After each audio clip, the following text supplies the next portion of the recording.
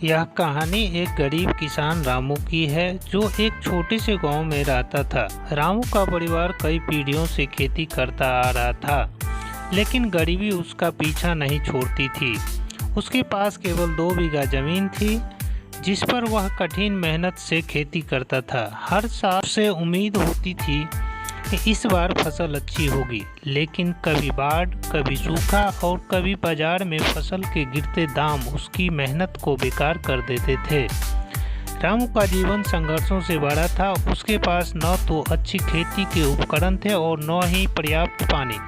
बारिश पर निर्भर उसकी खेती अक्सर फेल हो जाती थी। परिवार का पेट पालने के लिए उसे अपनी पत्नी और बच्चों के साथ दिन रात मेहनत करनी पड़ती थी। कभी कभी वह गांव के जमींदार से कर्ज भी ले लेता, लेकिन ब्याज का बोझ उसे और गरीबी बना देता। रामू के पास कई बार ऐसा समय आया जब उसे अपने बच्चों की पढ़ाई छुड़वानी पड़ी, क्योंकि उसके पास फीस भरने के पैसे नहीं थे। लेकिन वह कभी हार नहीं मानता था।